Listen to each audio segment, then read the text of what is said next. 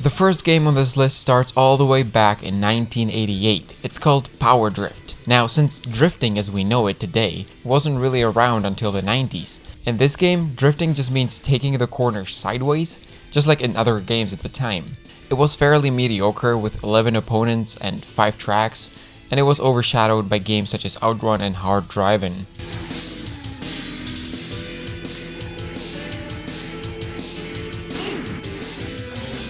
(1992) Super Mario Kart. Now I know what you're thinking, it's far from a drift game, so I'll be quick. In this Mario Kart game, you take corners much more quickly if you slide rather than grip. That's it. It's made it on the list.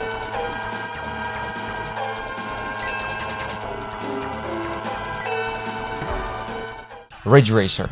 This is the first game to include drifting properly. Some of you will have fond memories of it, but let's be honest, not many. This was a big game at the time since the development took 8 months and you could do stuff you couldn't before. For example, drifting with the Type 4, and you could also watch the replay where it looked so much better.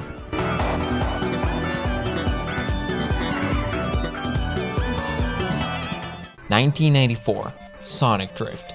Again, another 2.5D arcade game has made it on the list, and basically for the exact same reason as Mario Kart and Power Drift. Let's just not waste time and move on.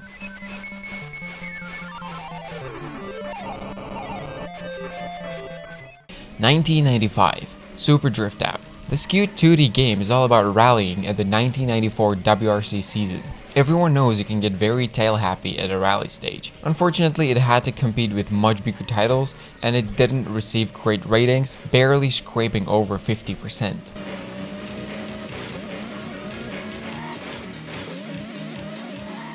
(1996) Neo Drift Out. A huge upgrade from Super Drift Out. This game is also about rallying. It's technically not the same franchise, although the resemblance is obvious. In this one though, you had to put a very exact amount of slide in to take the corner as fast as possible. This game did a bit better than the previous one, with the rating usually at about 60%.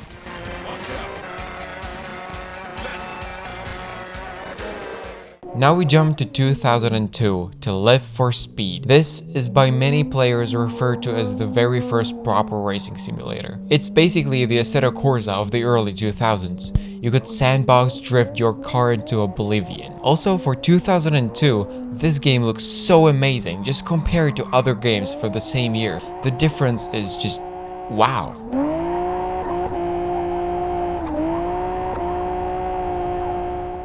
2003 Tokyo Xtreme Racer Drift. This is basically a different adaptation of Initial D. This game also has a story and a lot of toge drifting. The story even fits into a bigger plotline in the series. By drifting being the main feature of this game, it has become more popular than ever before. The only thing left for it now was to grow.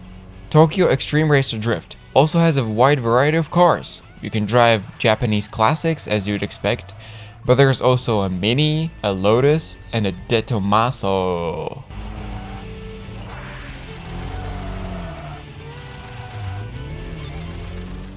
(2005) I had nothing for 2004 and 2005, so here's Tokyo Xtreme Racer Drift 2. Basically the same game with more tracks, more cars, and a story divided into 5 different stages. I hear this game's story is really good, you know? Let's just move on so no one notices.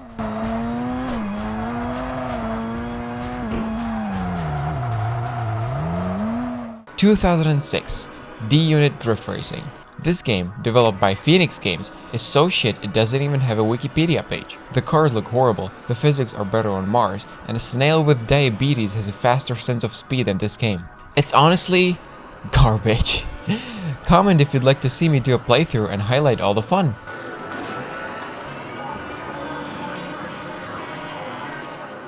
(2007 Drift City). Drift City is a massive multiplayer game developed by V Pluto. You can see it's not the most realistic game, as it was supposed to be a bit more arcadey. You can jump around, drift with friends, but mostly this game is dead. What's interesting about this game is that it was directly sponsored by Chrysler, Dodge, and Jeep, so these car companies wanted the studio to make the game. Shame it wasn't bigger.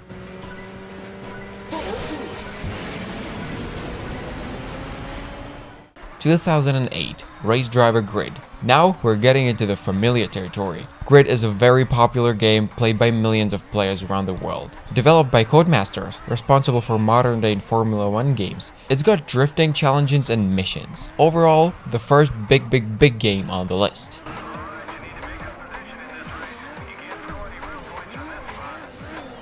(2009) Need for Speed Shift. A not-so-loved piece of the Need for Speed franchise also had a say. Drifting has been a vital part of Need for Speed since 2004. Shift is one of the titles that focuses on circuit racing instead of street racing.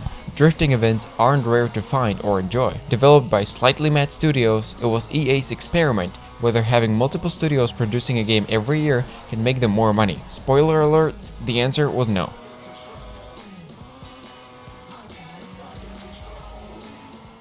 2010 WRC FIA Rally Championship. Yeah, rally again. I couldn't find anything for 2010, so we're rallying, everybody.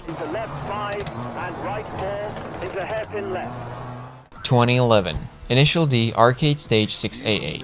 Initial D, the father franchise of all toge drifting. You play as a custom avatar against every major character in the Initial D anime series. There's toge battles, time challenges, and even events where you have a plastic cup full of water and can't spill any. It's a shame the developers never actually switched to popular platforms, since its exclusive availability on Sega Ring Edge probably killed the franchise.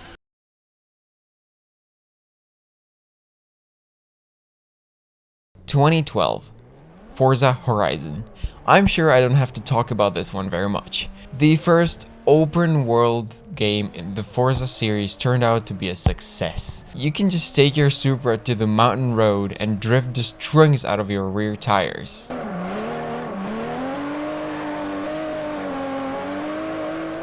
(2013) Drift Spirits. Against all the hate I'm gonna get for this, I'm including it. Drift Spirits is a mobile game with Initial D-like premise.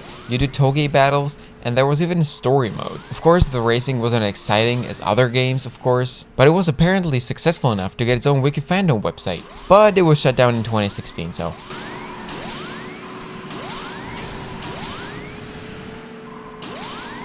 2014, Assetto Corsa, the father of all modern-day racing simulators. Its incredible detail and especially its community creating thousands of mods every year is keeping it alive and well. Developed by Kuno Simulazioni, it is one of the masterpieces of the decade.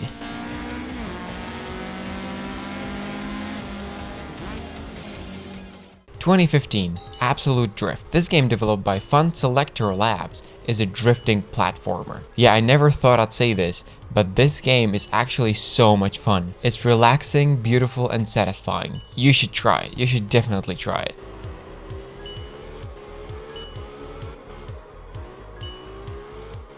(2016) Peak Angle Drift Online. This is an MMO drifting game focused on player versus player drift battles. It was one of the first online drifting games as we know them today, collecting points, upgrading cars, challenging friends, and so on and so on. It wasn't as successful as the next game on the list.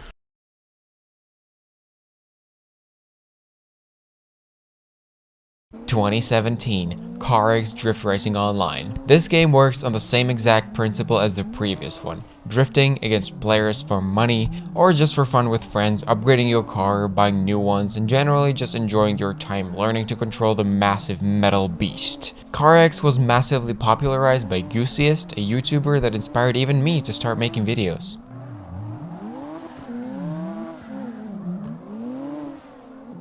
(2018) Drift Tuner 2019, how ironic.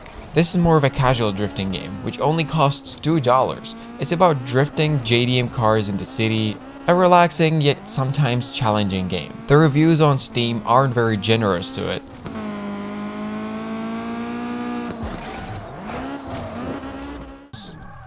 (2020) Drift 21.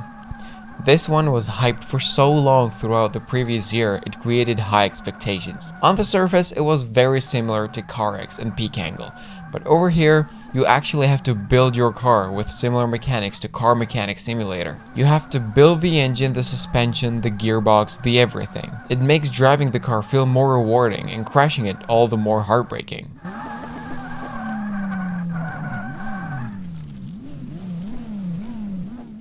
2021, Torque Drift. Yet another MMO drifting game. This one comes in for free. It's a more casual game with a very arcadey handling model, and it's career based around challenges, sponsor missions, and PvP. It's a game that resonated with the community, and there surely is a market for it.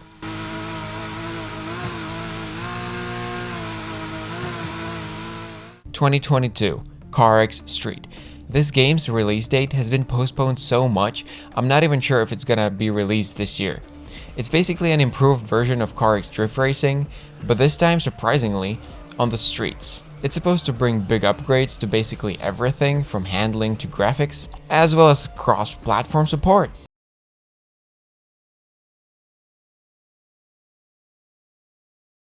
(2023) OverDrift Festival. This is a very Forza Horizon-like game, which is currently in early access. You've got your big map, tons of locations to drift at, tons of cars to choose from, and you even have to keep repairing them if you keep banging it.